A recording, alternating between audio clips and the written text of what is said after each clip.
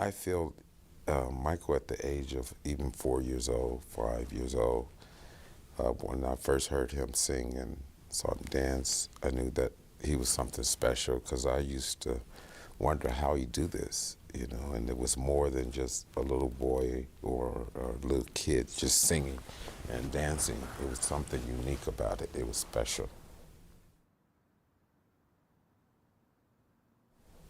Well, life was fun in those days. We were all just a bunch of kids running around 2300 Jackson Street and singing and dancing to every song that came on the radio, the old Motown things and that whole thing, shoveling walks, playing in the snow, having snowball fights, and things that little brothers and sisters do. My parents are musically inclined. My mother is a good singer, and she also plays clarinet very well. And my father was in a group called the Falcons, and he sang and played a little guitar. So I think it was something in the bloodline, you know. Yes, it was a musical family, and it was passed along. I feel that, yes.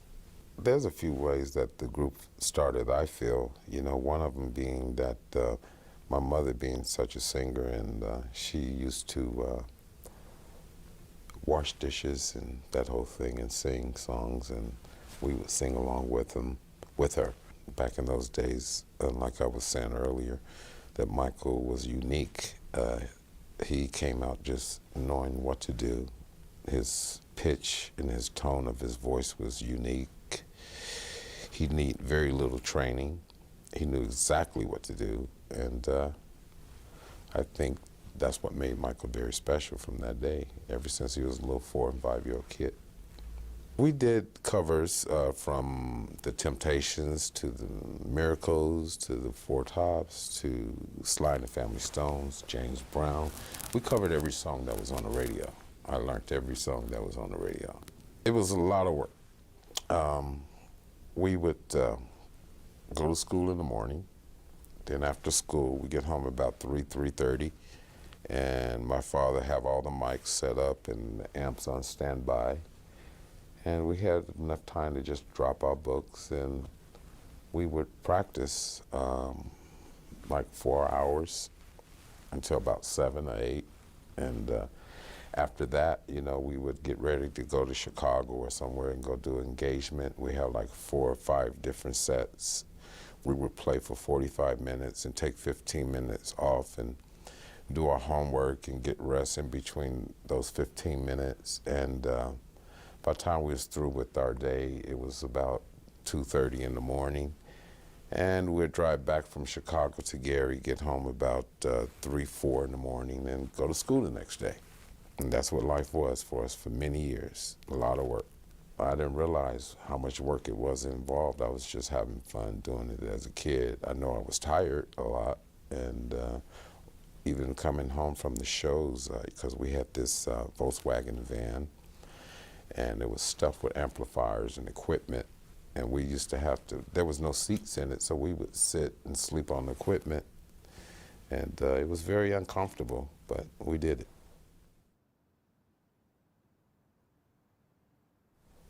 I was there and I was blown away, and that was the very first time I had heard Michael sing, because back in the day, the group started with myself, Jackie, and Jermaine, and Michael and Marlon were just little kids, because Michael's 5 years younger than I am, and that's a lot when you're a kid.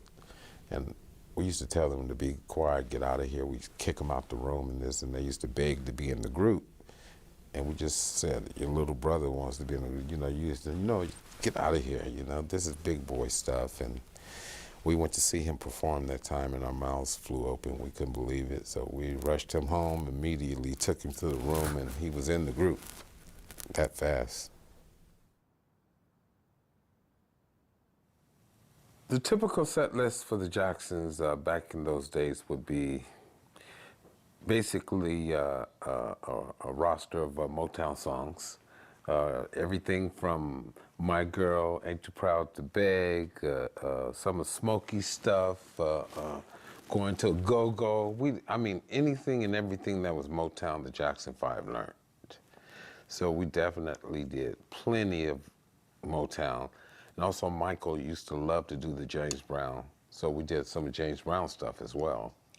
But we learned everything that was on the radio, from Wilson Pickett to the Bee Gees to James Brown to the Temptations, Four Tops, all of them. Sly.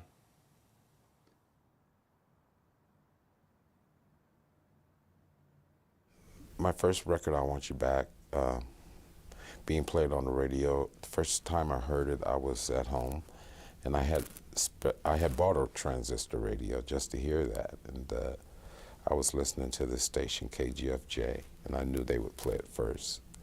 And one morning, I turned on my radio, and there it was. And I ran around the house, and my brothers-in-law, we were all excited, and the rest is history.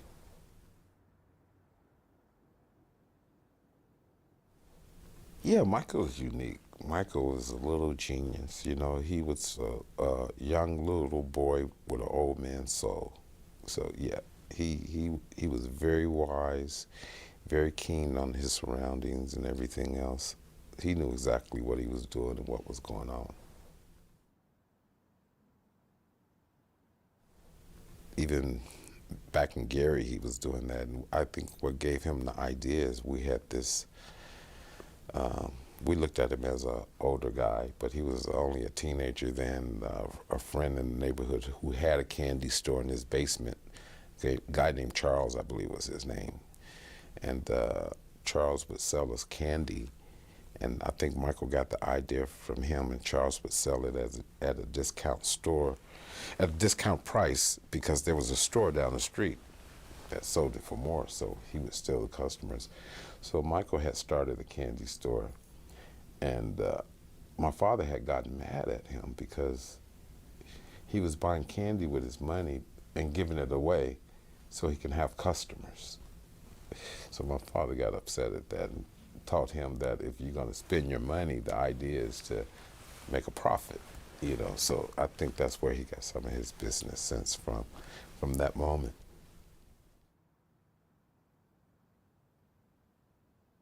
We were very excited. Well, it actually didn't just start like that. We were in New York City, and we had just finished performing with James Brown. We were opening up for him. And we had a choice to either go and, I think it was David Frost show. Either David Frost, Dick Cavett, I can't remember, or go to Detroit and audition for Motown. And half of the group wanted to go to the TV show because they felt that we would be seen globally, rather than auditioning for Berry Gordy, one person. What if he say no?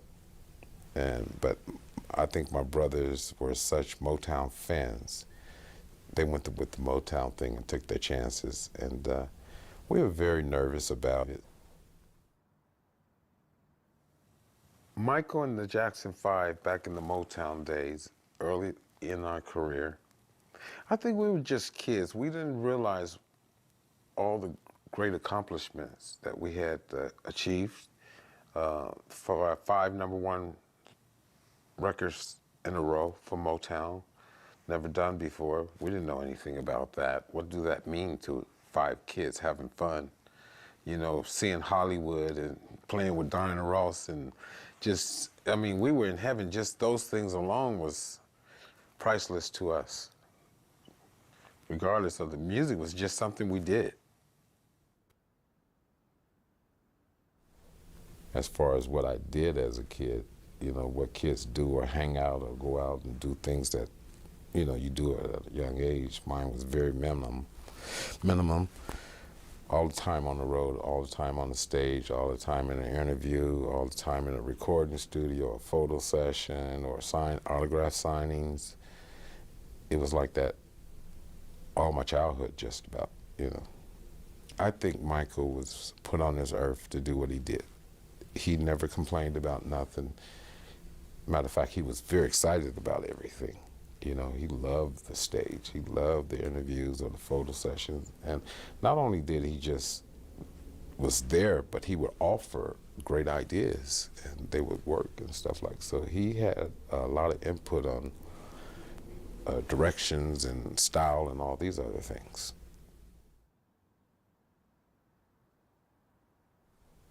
Now, the first time I saw myself on TV, I think it was the Ed Sullivan Show. And I remember that show quite well in New York when we did it. And someone had taped it for me because it's a live show. And I had later on went home and watched it on TV. So that was the very first time. Yeah, very exciting.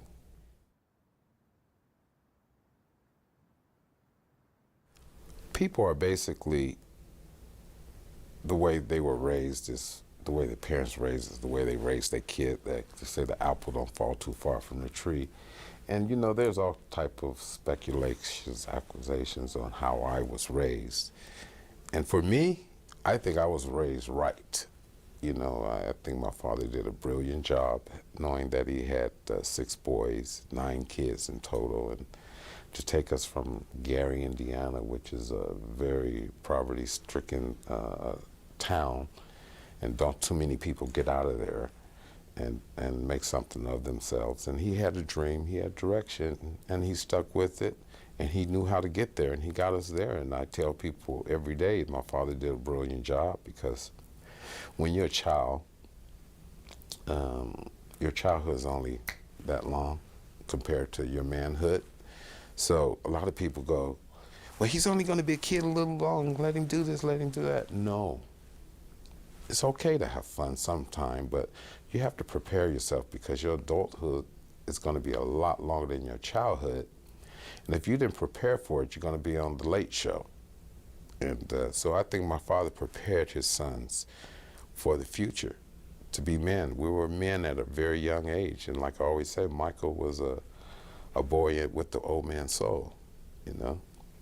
You know, I think my family is closer than most families.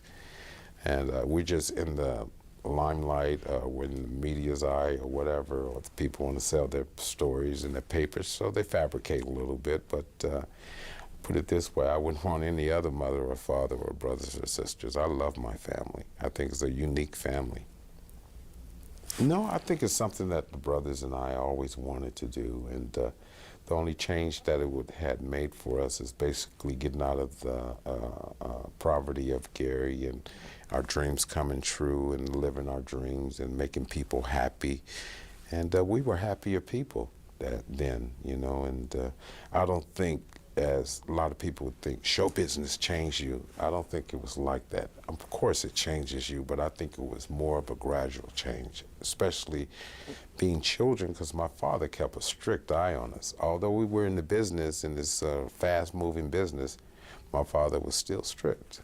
And that's what you have to be, you know. When you got 10,000 girls trying to get up to your son's hotel room, and everybody trying to pull at him and push him this way and that, you got to be tough, and he was.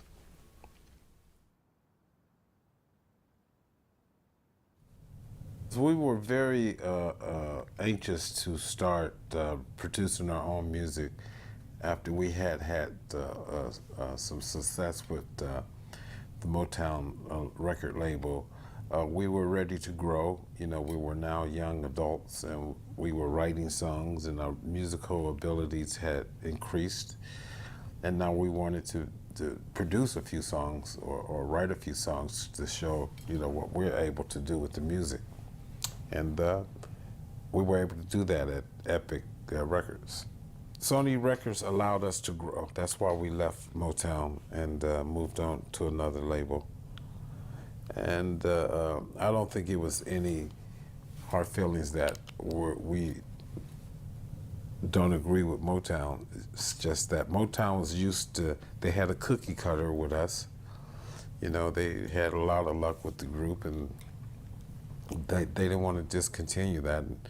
And we felt it was time to grow. We wanted to sell more albums and that whole thing.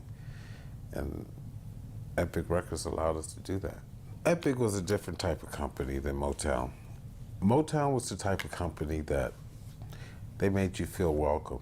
You know, it was a family atmosphere. You did picnics with the Gordies and played baseball, and they just made you feel more of a family atmosphere. Where Epic was more of a business. It was a machine. You know, you go to the studio. Here's your budget. We want you to deliver this record within the budget, and we want you to deliver a hit. So it was basically that. It was so many artists. The company was so big, it wasn't personal at all. Actually, it started way back in like 1971 or two, when Michael came out with his very first solo record album, which I believe was Been or Got to Be There, one of those. And it was never meant for Michael to be a solo artist without, you know, leaving the brothers behind and you go on and do your thing, or it's like some of the other artists you get. It was, I think Berry Gordy saw a unique way to sell more records, you know, to build another artist out of this group. And because it wasn't just Michael who had that opportunity at a solo career. Jermaine did it as well. He had some hits with Motown, and so did my other brother Jackie. And then my brother Marlon did some solo stuff with RCA Records. So I think it was just a vision that Berry, and he was going to do that with every member of the group, because I was working on my solo album right before the group left to go to Sony Records, or at that time it was Epic Columbia, back in '75. So he had the dream of doing an album on each one of the brothers, because he did try a lot of different unique things with us that hadn't been done before, because we were more of a marketing selling tool for the company. I don't think anybody did anything without letting the other members of the group knowing what direction we're taking. So it was understood way back then that Michael's going to do a solo record, then Jermaine, then Jackie, then Tito, and so on and so on. Because after Michael did his first solo record, I can't remember the year, but there was quite a few Jackson 5 records after that and in between. And matter of fact, people don't know that, but every solo record Michael had, we sung on it. So it was a Jackson 5 record, but they put Michael's name on it. And some of his solo records on his solo albums were supposed to go on the Jackson 5 albums, but they were extras, so they just made another album and called it Michael Jackson and put it out. That's why we were on the backgrounds. You know, we were a team. I mean, everything was a team if you think about it. From when, you know, you have a job, you have a job, you have a job. You have a note to remember, the keys to remember, the songs, dancing to remember. And if you mess up, it's going to make me look bad. And if I mess up, so we were like this, you know, so we didn't have a time to critique and aggravate and tease. We were like, we knew we were a unit moving together. That's what made us unique. Everybody doing their part to make something great.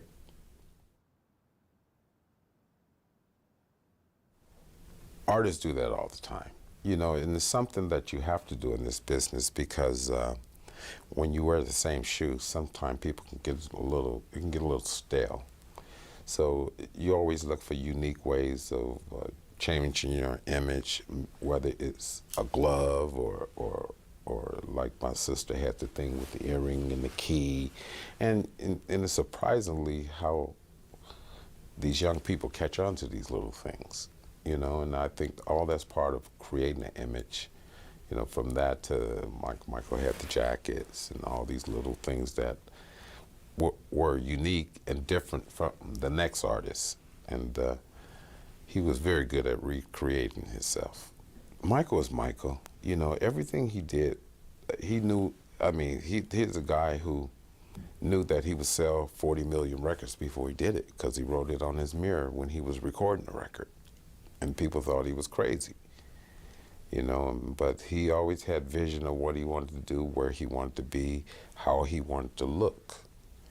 So when you're writing on you're recording an album, you go, I'm going to sell 40 million records. And people looking at that said, this guy's nuts. Nobody's never sold more than 10 million records. How are you going to do 40 million? You know, but he taught us all something, and the business as well.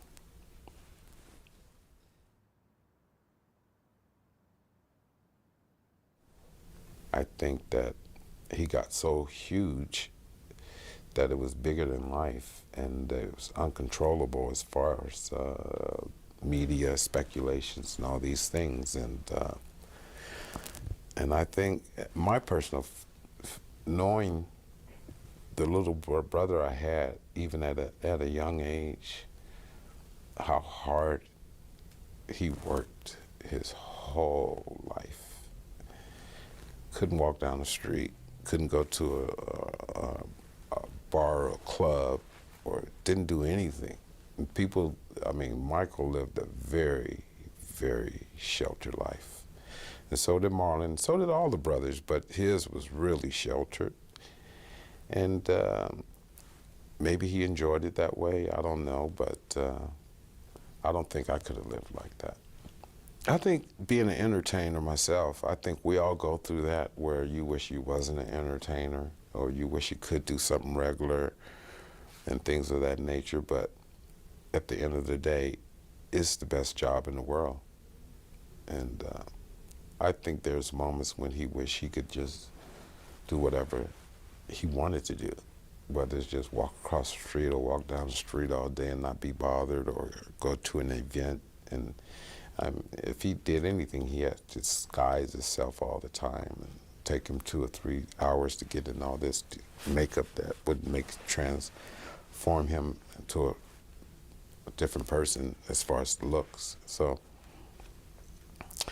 I'm pretty sure there was times when he felt that, you know, I wish I was someone else or other than an entertainer. He loved his job, but we all go through that, wondering if we wasn't this, what would we be? Well, I always felt a little sad for Michael because he just didn't do the things that normal people do, you know. And even with myself, I mean, I look at my life as somewhat normal. It's not normal, but it's a little normal. But judging my life to his wasn't nowhere close, you know. I don't know if I could enjoy life like that. You know, it gets to a point where it can become almost too much.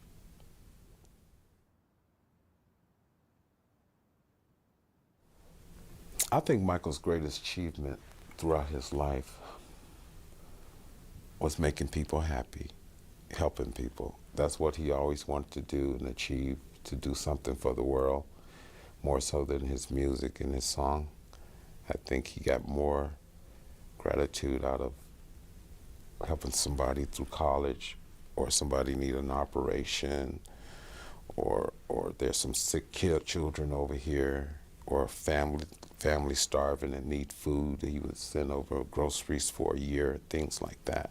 And I think those are the things he really wanted to achieve that was beyond the music, is to give back and share it and make people happy and to be a giving and caring and loving person. I think that's where he really got his enjoyment, seeing somebody sad become happy, you know, by his will. I think that made him feel good.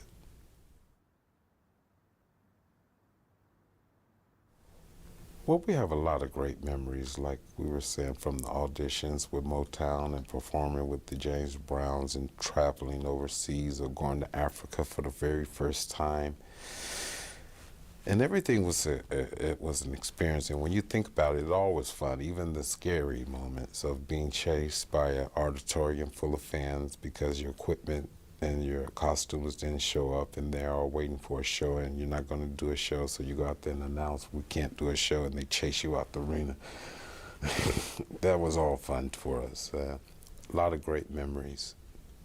But my funnest moment, I would have to say, was probably hearing that song on the radio for the very first time and sharing it with my brothers, and we all just there listening, and some of us talking, I was like, be quiet, you know, I want to hear this, you know, how it's, you know, so those type of little things you remember well, because they were so important to hear your record for the very first time, something you've been working all your life for, and finally you got there.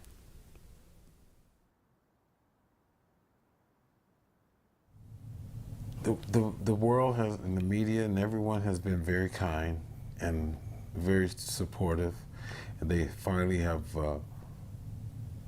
told the truth, because they knew all along, a lot of them did, and who Michael Jackson really is.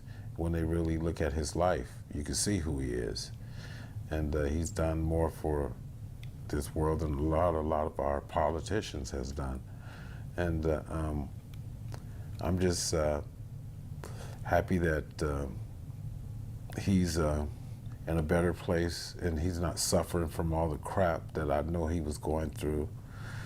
And it's sad that he left so young, you know, and so young. He has so much to give, though. He wasn't finished.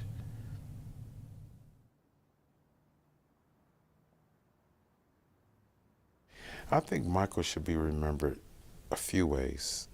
I think he should be remembered for the entertainer that he is and all his great accomplishments.